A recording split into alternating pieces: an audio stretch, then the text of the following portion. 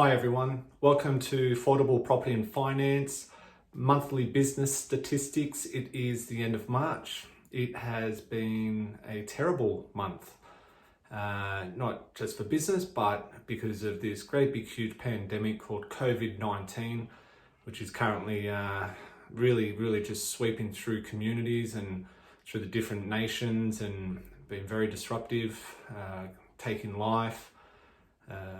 Causing a lot of pressure on our economy for the health systems and everyone who is involved directly and indirectly.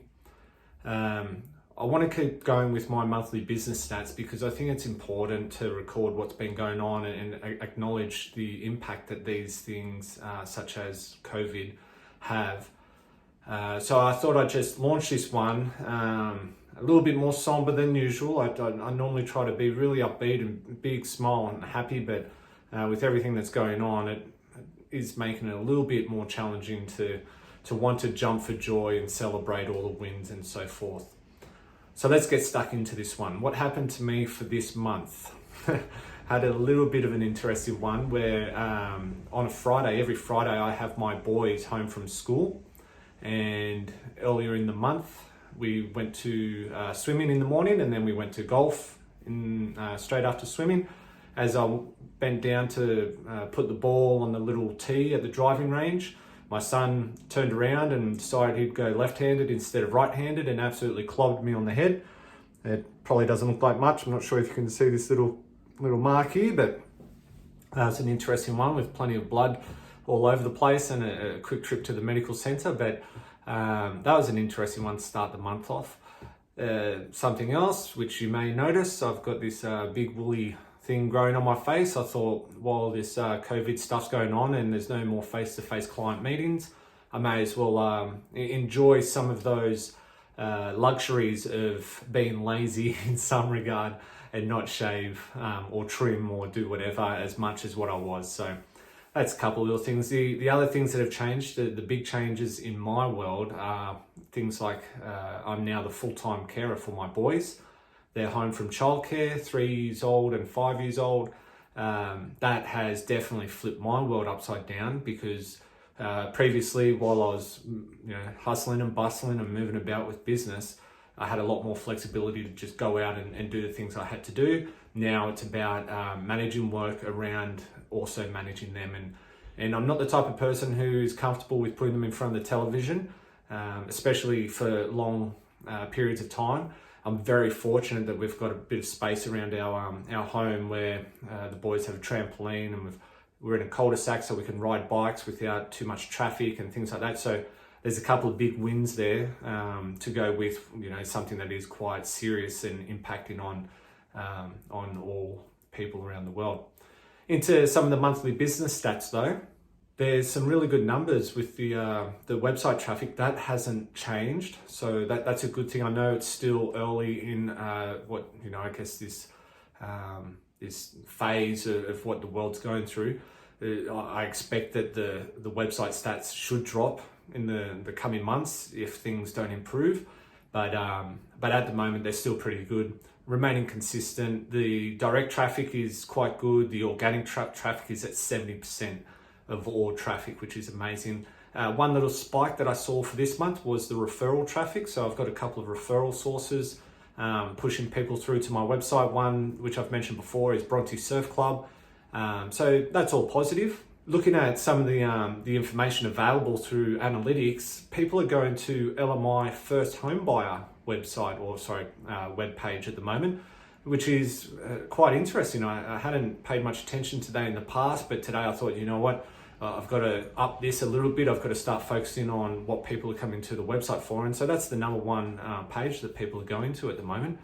That does make sense because the way the market was going, first home buyers were trying to get into the market, and LMI being a big element because that's lender's mortgage insurance, and it's used if a borrower cannot come up with the 20% deposit, which typically eliminates the need for lender's mortgage insurance. So I'm going to have a little bit more of a look at that and maybe push a little bit of advertising in that space.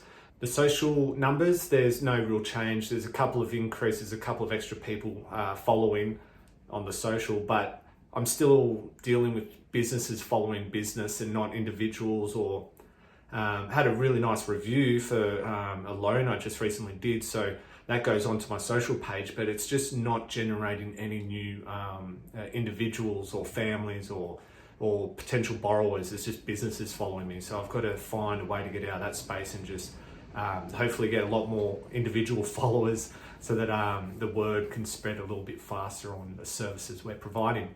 There's a lot of talk that auction rates and clearance rates are going to drop. Open for inspections are no longer available from what I have read. Maybe private bookings are available, but just your standard open for inspections where there's mass gatherings, they are cut off.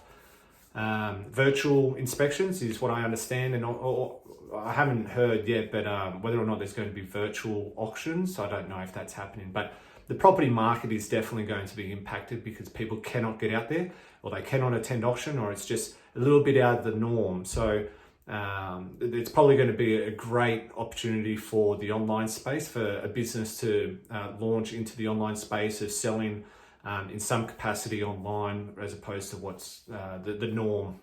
Will we ever go back to the norm? What is norm? There's so many questions that you could ask there, but I think one thing for the way I've been looking at this and what I think will happen is that most businesses will evolve in some capacity where they don't need employees at home. They don't need employees at the office necessarily. They may reduce their workforce in the office, or they might have rotations.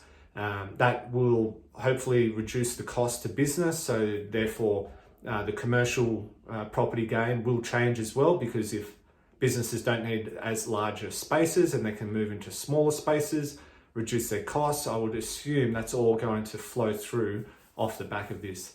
And as I said, working from home, if the world starts to realize that people can work from home, be as productive and still get their jobs done and meet all their KPIs, whatever it is, then why wouldn't you? It's great to have a presence and a business and a shop front, and depending on what type of business you're in, retail, for example. But for other businesses like mine, will I need to have a shop front? I don't know.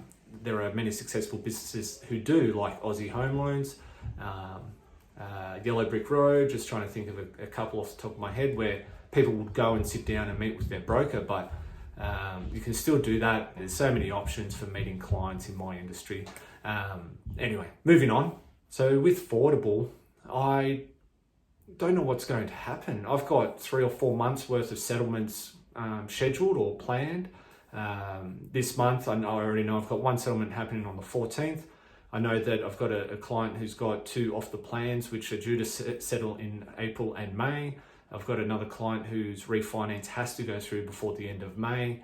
And then a couple of other refinances in the pipe. I've got 10 mil in the pipe outside of those ones that I've just mentioned, plus about another 5, which is actually settling. So how does my business look for the future months? I guess I've got some comfort and certainty of income, but after that, let's say there's a 3-month gap from today through to the end of June.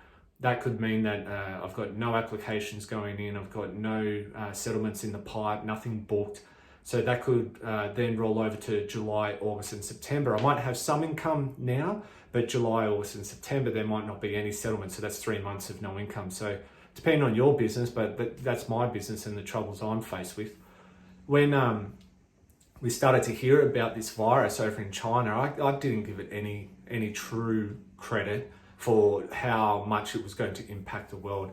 I admit I absolutely should have given it more credit than I did, and it's likely that there's many people in the same situation as I am, that they thought, oh, there's something going on overseas. It's not here right now, but wow, it's now on our doorsteps in a big way. So fingers crossed, my business gets through. Fingers crossed for all Australian businesses and all those people that are impacted by this, whether it's employment or your business has been closed, whatever it might be. Fingers crossed for everyone that they get through this period relatively unscathed.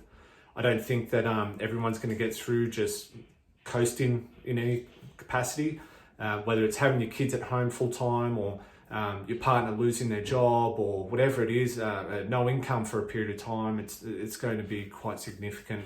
And for those who are doing it really rough, geez, I just hope the best for all of them, that they all get through it, and everyone comes out the other side wiser and more prepared, or understanding of the importance of having a financial buffer or some cash reserves and things like that.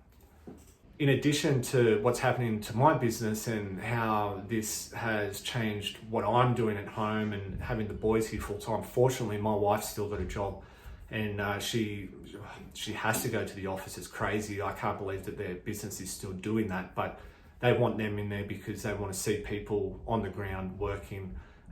It places a fair amount of risk on us, because the more interaction she has in her workplace, 1.5 or 4 meter distancing, whatever it is, doesn't matter. She's still in contact with more people, more surfaces and things like that. So it does place a bit of risk on us.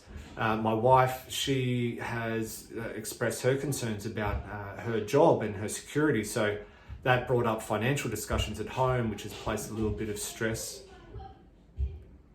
You might be able to hear my boys in the background. They are home. Back to what I was saying, the impact of COVID has brought some stress into our home around finances. My wife is concerned whether or not she's got job security. So all of this is playing a toll. Now, we have got income right now, but the concerns that there might not be income, and then what that does to the family, and the stresses that you don't intend to have happen in your life, suddenly bring up a whole another wave of challenges that we've got to deal with. And off the back of it, the mental health of yourself. And I've only been home for 2 weeks with the boys now, and I tell you what, after 2 weeks of just being in the house, we're self-isolating. I don't need to go outside unless if it's to get some groceries. I don't want to spread this thing. I want to contribute in a positive way and flatten the curve. But yeah, after 2 weeks of being home, being out of your normal routine where you get out and you go and meet people, and whatever it is, even my training, I've stopped training, and that's probably the dumbest thing I could do, is to not continue my normal routine. My training, I get on the water and I go paddling, and I paddle with one other guy. Normally I'm chasing him around on the water. So our 1.5 meter rules doesn't apply whatsoever, but definitely I need to keep that routine going. And I've just shared a post, or scheduled a post that's coming out soon, and that'll give people, or anyone who's looking at our social, a little bit of an understanding as to what my routine is, my daily routine. It's interesting. Today is Saturday, so I'm doing my video on the weekend. I'm doing my work on the weekend while my wife's home and can take care of the boys. Now, enough of all that nonsense and talk for me. Enough. You guys don't need to know about what's happening in my personal life so much, but it does definitely play a role in how the business operates. So I thought I'd give you at least one example of how, when you've got settlements planned, typically they will be going ahead. But here's one where my settlement was definitely delayed. And so what happened was my client, the off-the-plan purchase that they made back in 2019 was scheduled to finish in September 2019. No surprise, that blew out to 2020, and for him, with great relief, they finished construction in March, early March at the beginning actually. So now he knows that he's got a finite amount of time before settlement is going to happen. Typically, when a builder finishes, they get an occupancy certificate as soon as possible. They get the title registered as soon as possible so that they can then proceed to settlement. This builder, for some reason, took an extended period of time. Because of COVID, they also had disruptions like the fire service who had to go out and inspect the property. They couldn't actually do that in a fast enough time, or turn that around quick enough for the builder. Now that all of that's been received and done, the builder is pushing back settlement, because this is the first time I've experienced it, but the outgoing lender for the builder is struggling to meet for the settlement. Now, I don't completely understand how that works, because my client is giving the builder money, and I thought that was just a one-way transaction, but there's an outgoing lender on the other side that's holding this up. So if anyone out there knows exactly what or how that works, maybe he's borrowed money for the build. That's the only logical thing I could come up with. He's borrowed money to do the development. So his lender needs to receive the money and come to the settlement meeting or something. Like, logically, that's the only thing I can think of. But please feel free to throw a comment in there. That's just one example of how something could get blown out. It was booked for the 3rd of April. Now it's just been pushed back to the 14th. So that's one example of how you've got a settlement expected and planned, and then all of a sudden it's 2 weeks later. The other example of how you can lose a client when it's almost a done deal is, I mentioned it last month, one of the lenders took 55 days to do an assessment and issue a conditional approval. The conditions that they listed were so pathetic and so easy to address. It's like, really, it took 55 days for you to say, we need, an updated pay slip or whatever it was, That's how you can lose deals right at the end when you're planning or you're expecting a settlement to go through, or you're looking ahead and forecasting, well, next month I should have this refinance approved and booked in for settlement. That's how things can change. So a little bit more of an insight into my world.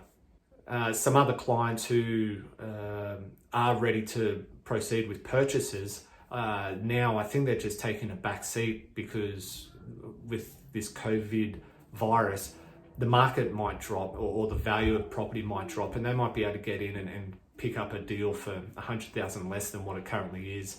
We don't know. It could be a completely different thing.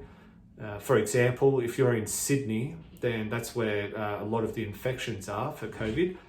A lot of people might be wanting to move out of Sydney now, so they might be actively shopping and buying in regional areas and outside on the outskirts. So there could be quite a boom in those little suburbs and towns. It'll be really interesting to see some of the stats off the back of this. Not to say I'm looking forward to something, but I'm definitely looking forward to this virus finishing, that's for sure, for the health and well-being of everyone. So that's my month, guys. It's been a fairly interesting one. I really hope that yours is okay, that you're not being impacted too much by this COVID thing. And I really look forward to connecting with you all as soon as we're on the backside of this COVID stuff. Take care. Let's not say the word COVID anymore, and I'll see you guys soon. Thanks.